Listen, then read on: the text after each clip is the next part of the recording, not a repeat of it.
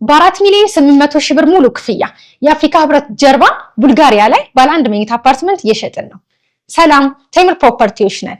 ቡልጋሪያ መብራቱ ጋር ወይም ደግሞ አፍሪካ ህብረት ጀርባ ኦር ደግሞ አልነጃሺ መስጂድ ፊት ለፊት ላይ ባለ 1 መኝታ አፓርትመንት በ4 ሚሊዮን 800 ሺህ ብር ሙሉ ክፍያ፣ ባለ 2 መኝታ አፓርትመንት በ7 ሚሊዮን ብር ሙሉ ክፍያ፣ ባለ 3 መኝታ አፓርትመንት ደግሞ በ10 ሚሊዮን ብር ሙሉ ክፍያ 100% የምትከፍሉ ከሆነ ለሽያጭ አቅርበንላችኋል። ይሄ ማለት 100% ለሚከፍል ሰው 30% ቅናሽ ማለት ነው። አይ ቀስ እያልን ዘና እያልን ነው መክፈል የምንፈልገው ካላችሁ በሌላ ዋጋና በሌላ አከፋፈል 20% ከፍላችሁ ቀሪም ዘና እያላችሁ የምትከፍሉበትን መንገድ አመቻችተናል። እንዲሁም በተጨማሪ እዛው ሳይት ላይ ከ3 ሚሊዮን 900 ሺህ ብር ሙሉ ክፍያ፣ ቅድመ ክፍያው ደግሞ ከ900 ሺህ ብር ጀምሮ የንግድ ሱቆችን ማግኘት ትችላላችሁ። ቦታው እንግዲህ ነጋራ ያስፈልገው ቡልጋሪያ ላይ ነው። ለሜክሲኮ በጣም በቅርብ ርቀት ላይ ነው የሚገኘው። ትልቁ ኢትዮጵያ ውስጥ አለ የሚባለው አልነጃሺ መስጂድ ደግሞ ፊት ለፊቱ ላይ ነው እየተገነባ ያለው። ለኢንቨስትመንት ለመኖሪያም አዋጭ የሆነ ሳይት ነው። ከስር ስልካችንን እናስቀምጣለን። ደውሉና ተጠቀሙ።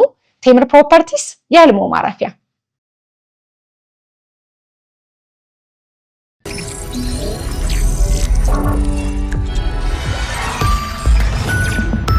ይህ አዋዜ ነው።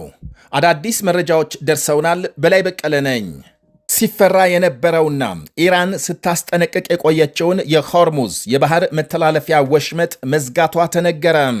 የኢራን አብዮታዊ ዘብ የበላይ ጦር የዓለማችን 20 በመቶ የነዳጅ መተላለፊያ የሆነውን የባህር ወሽመጥ መዝጋቱን አስታውቋል። በአካባቢው የሚተላለፍ ማንኛውም መርከብ ያለምንም ማመንታት ይመታል ብሏል የበላይ ጦሩ። አሜሪካም ዜጎቿ ከመካከለኛው ምስራቅ በአስቸኳይ ለቀው እንዲወጡ መጠየቋም ታውቋል። በሌላ በኩል ከሁሉም የመካከለኛው ምስራቅ ሀገሮች ከራሷም እስራኤል፣ ሊባኖስ፣ ሶሪያ፣ ኢራቅ፣ ዮርዳኖስ፣ ሳውዲ አረቢያም፣ የመን፣ ኦማን፣ ባህሬን፣ የተባበሩት አረብ ኤሚሬትስ፣ ኩዌት፣ ኳታርና ኢራን የአሜሪካ ዜጎች ለቀው እንዲወጡ አሳስበዋል። የገንዘብ ወይም ሌላ ችግር የገጠመው ዜጋ ካለ በአቅራቢያው የሚገኝ የአሜሪካ ኤምባሲን እንዲያነጋግር መክሯል። በመላው መካከለኛው ምስራቅ ከ4000 በላይ የአውሮፕላን በረራዎች መሰረዛቸው ሲነገር ባለፉት 30 ሰዓታት ከ2000 የሚልቁ ቦምቦች በኢራን መጣሏን እስራኤል አስታውቃለች። ዛሬ ማክሰኞም ድብደባው መጠናከሩ ሲነገር ከጥቂት ጊዜ በፊት በቴሄራን ከባድ ፍንዳታ ተሰምቷል። በተለያዩ መገናኛ ብዙሃን የወጡ የሳተላይት ምስሎች ከኢራን ዋነኛ የኒኩሌር ጣቢያዎች አንዱ ናታንዝ መመታቱን አሳይተዋል። የኒኩሌር ጣቢያው በርካታ ሕንፃዎች መመታታቸው የተመለከተ ሲሆን ባለፈው ሰኔ በተፈጸመ ተመሳሳይ ጥቃት ናታንዝ አንደኛው ኢላማ እንደነበር ይነገራል። የኢራን ባለሥልጣናት ወንጀለኛ ያሏቸው አሜሪካና እስራኤል ቴሄራን ለሰላማዊ አገልግሎት የምትጠቀምበትን የኒኩሌር ጣቢያ ለማውደም እየሞከሩ ነው በማለት ከሰዋል። የሊባኖስ ሄዝቦላህ ሚሊሻ ቡድን በበኩሉ ሌሊቱን በእስራኤል ላይ የሮኬት ጥቃት መፈጸሙን ሲያስታውቅ የእስራኤል ጦር የሮኬቶቹን ጥቃት እንዳከሸፈም ገልጧል። የመካከለኛው ምስራቅ ሀገሮች ላይ ኢራን የምትፈጽመውን ጥቃት አጠናክራ ስትቀጥል በሪያድ የአሜሪካ ኤምባሲ በድሮን ተመቷል። ይህንንም ተከትሎ በዛሬው ዕለት ኤምባሲው ተዘግቶ ሲውል፣ በተመሳሳይ በኩዌት የአሜሪካ ኤምባሲ ተጨማሪ መግለጫ እስኪወጣ ሥራ ማቆሙ ታውቋል። በኢራን 168 ሰዎች መገደላቸው የተነገረበትን የትምህርት ቤት ጥቃት አሜሪካም ሆን ብላም ኢላማ አላደረገችም ብለዋል የአሜሪካ ውጭ ጉዳይ ሚኒስትር ማርኮ ሩቢዮ። አሜሪካም ትምህርት ቤትም ሆነ ሌሎች የአገልግሎት መስጫ ተቋማትን የመምታት ዕቅድ የላትም። የእኛ ግብ ሚሳኤል ነው። ሚሳኤል የማምረትና የማስወንጨፍ አቅማቸውን ማዳከም። የእስራኤል ጠቅላይ ሚኒስትር ቤንያሚን ኔታንያሁ በሌላ በኩል ለአሜሪካ ፋክስ ኒውስ በሰጡት ቃል ኢራን ኒኩሌር መሳሪያ ሰርታ ለመጨረስ የሳምንታት ጊዜ ቀርቷት እንደነበርና ድብደባው ወቅቱን የጠበቀ ምላሽ ነው ብለዋል። በሌላ ዜና የኢራን አብዮታዊ ዘብ ከፍተኛ ባለሥልጣን ቤይሩት ውስጥ መገደላቸውን የእስራኤል ጦር ዛሬ ረፋድ አስታውቋል። ሬዛ ካዛይ የተባሉት የኢራን አብዮታዊ ዘብ ከፍተኛ አዛዥ በሊባኖስ የሄዝቦላህን አቅም ለመገምገም ቤይሩት መጓዛቸውን ተከትሎ ነው በትላንትናው ምሽት የእስራኤል ጥቃት የተገደሉት ተብሏል። ሬዛ ካዛይ የአብዮታዊ ዘብ የሊባኖስ ቅርንጫፍ አዛዥ ሆነው ለረጅም ጊዜ ማገልገላቸው ሲነገር በአብዮታዊ ጦርና በሄዝቦላህ መካከል በርካታ ዘመቻዎችን ሲመሩ እንደነበር ተመልክቷል።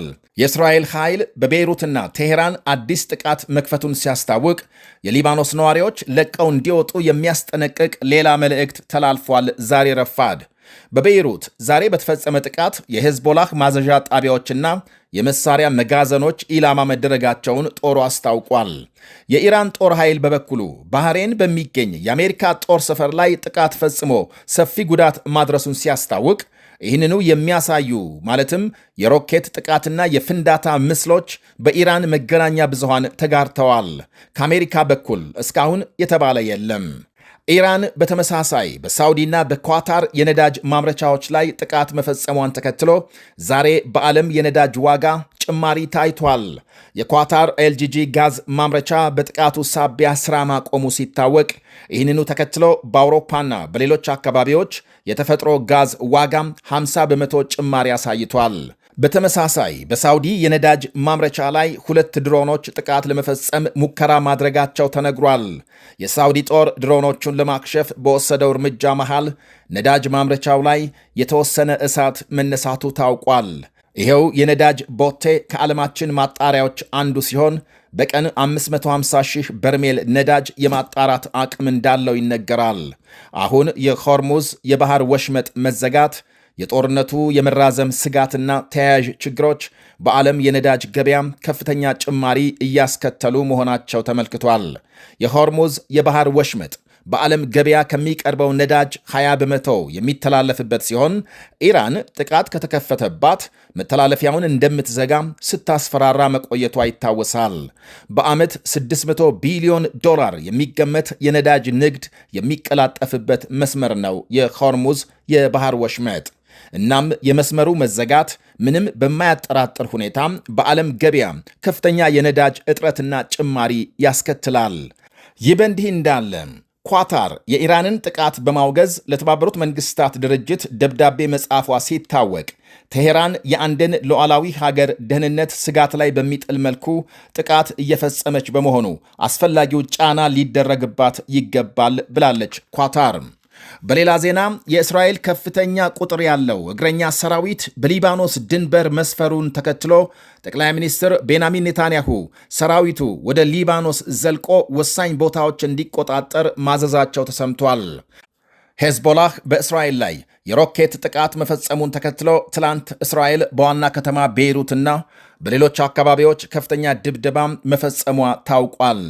ፕሬዝዳንት ትራምፕ ከዲሞክራቶች የተነሳባቸውን ተቃውሞ ለማርገብ ወይም መከራከሪያ ለማሳጣት የኢራን ዘመቻ በጥንቃቄ እንዲከናወን ይፈልጋሉ። ያለ ኮንግረስ ይሁንታ ትራምፕ ጦርነቱን በግላቸው ነው ያስጀመሩት የሚለው የዲሞክራቶች ተቃውሞ እየተራዘመ ሄዶ አሁን የወታደሮች ያለአግባብ መስዋዕትነት መክፈል ላይ ደርሷል። 4 የአሜሪካ ወታደሮች መገደላቸውን ተከትለው ስሞታውና ክሱ ተጠናክሮ ቀጥሏል። ትራምፕ የኢራን አገዛዝ እንዲለወጥ እፈልጋለሁ ያሉበትን የጦርነቱን መነሻ ሐሳብ ሽረው ዘመቻው ኒኩሌርና ሚሳኤል ለማስወገድ ነው የሚል መግለጫም እየሰጡ ናቸው። ተንታኞችም ትራምፕ ለኢራን መንግሥት እጅ መስጠት አይፈልጉም ይላሉ። አሜሪካም በኢራን ላይ ዘመቻ መክፈቷ በቀጠናው ቀውስ የሚያስከትል እንደሆነ ተንታኞቹ ያነሳሉ።